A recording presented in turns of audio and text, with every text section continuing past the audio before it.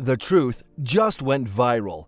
Videos of thousands of international students and temporary foreign workers lining up for minimum wage jobs are blowing up on social media, exposing the Trudeau government's biggest lie, that Canada needs immigration to fill a labor shortage. An online Leger poll found that 75% of respondents agreed an increase in newcomers is adding strain to both the housing market and the healthcare system.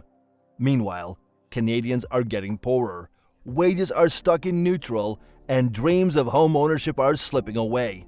Despite the influx of millions of new workers, Canada's construction industry is still crying out for labor. The reality is that Trudeau's mass immigration policy has failed, and here is how it's destroying our economy. Canada has gained a reputation as a hotbed of mass immigration recently, with thousands of permanent residents, students, and skilled workers being admitted into the country. The country's current immigration policy continues to be based on the concept of never-ending growth, which is a developer finance-centric model rather than one that is focused on citizen well-being and environmental health. And while some may cheer this as a sign of progress and diversity, the truth is that this influx of new arrivals is putting an unprecedented strain on Canada's already overstretched resources. Even economists at the National Bank of Canada are raising concerns about the country's rapidly growing population. They warn that Canada has fallen into a population trap, where resources and infrastructure investments are being consumed by the influx of new arrivals, hindering economic growth. What makes this situation so concerning? The staggering number of 1.2 million new residents in 2023 alone, larger than the population of most Canadian cities and 8 provinces and territories. It's exerting immense pressure on the housing market.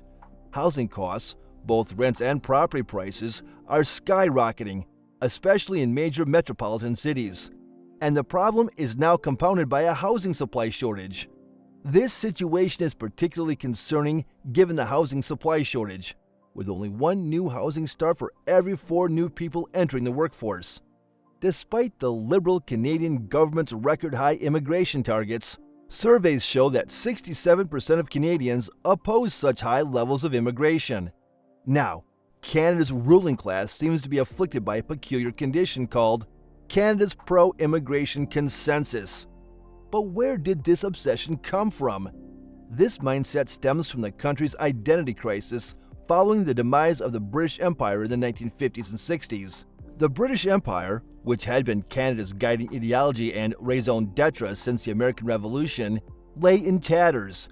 Into the void stepped left liberalism, reinventing Canada as a kinder, gentler version of the U.S. Leading the charge was Pierre Trudeau, Justin's father, who ushered in more liberal immigration policies, and the disastrous 1971 Multiculturalism Act. Its 1988 successor went even further, enshrining an official duty to promote the understanding that multiculturalism is a fundamental characteristic of the Canadian heritage and identity. Fast forward to 1988, a new law made multiculturalism a fundamental characteristic of Canada, and the 1982 Constitution allowed racial discrimination in hiring and sentencing. Today, questioning immigration is taboo and labeled offensive to minorities. But it's time to break free from this consensus and ask the tough questions. However, the numbers paint a sobering picture.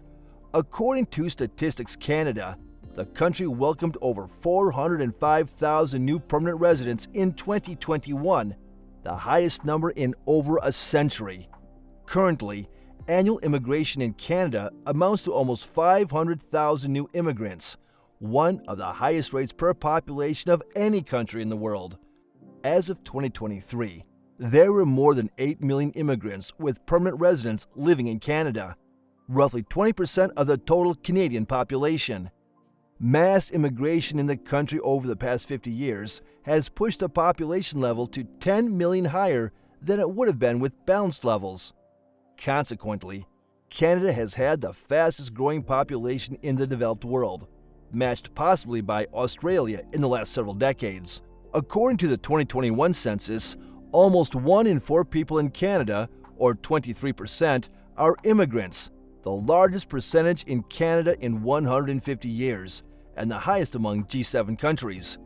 Currently, At an annual immigration rate of 400,000, the Canadian population is on track to top 50 million by 2050 and 100 million by the early 2100s.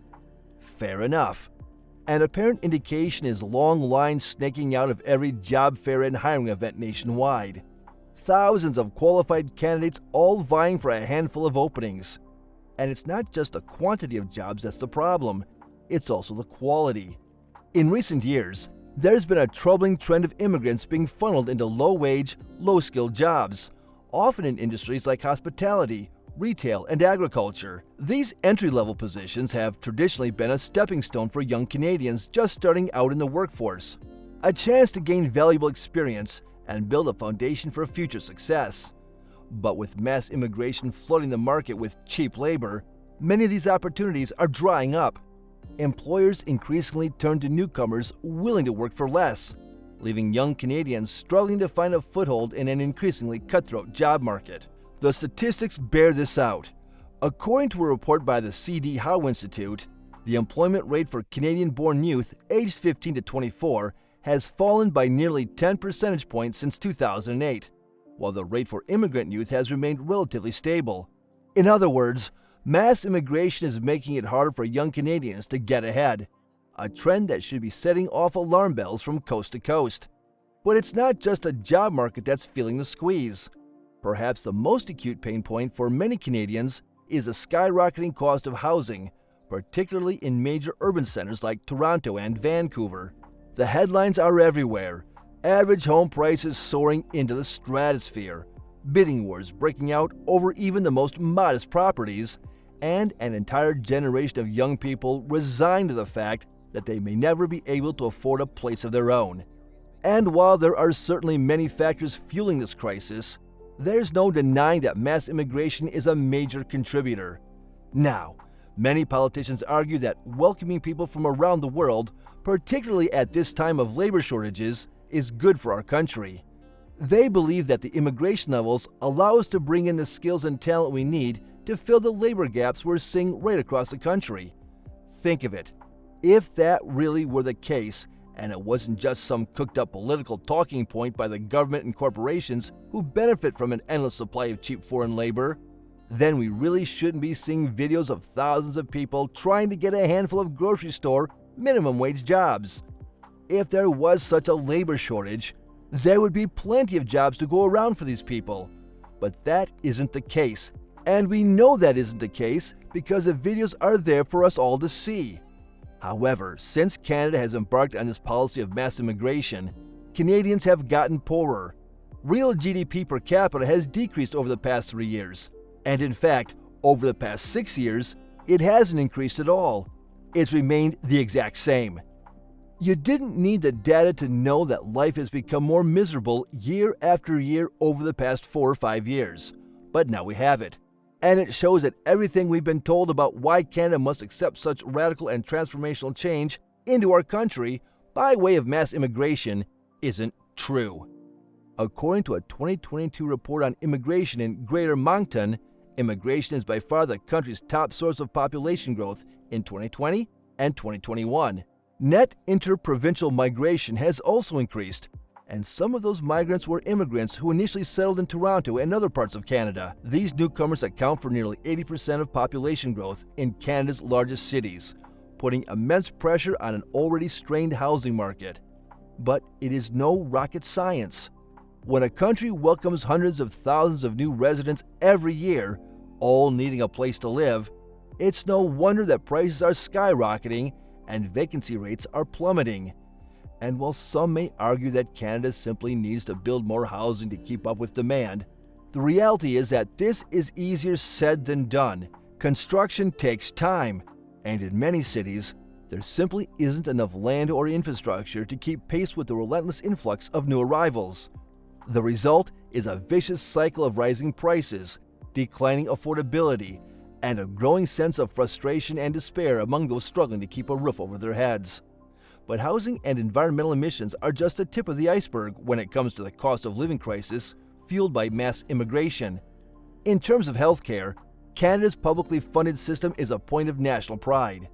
According to a report by the Fraser Institute, The average wait time for medically necessary treatment in Canada was 22.6 weeks in 2022, the longest ever recorded. In some provinces like Nova Scotia and New Brunswick, the wait times are even longer, with patients waiting an average of 58.1 and 54.9 weeks, respectively. And with mass immigration adding hundreds of thousands of new patients to the system every year, it's no wonder that Canada's healthcare infrastructure is buckling under pressure. Of course, I am not saying that immigration is inherently bad or that Canada should close its doors entirely. Immigration has always been a vital part of the country's national story, and there's no denying that newcomers have made immeasurable contributions to Canadian society and the economy over the years. However, establishing balance is vital, and that should be the focus. And it needs to be done in a way that is equitable, sustainable, and truly serves the interests of all Canadians. What do you think about this issue? Let's hear your thoughts in the comments section. Thanks for watching.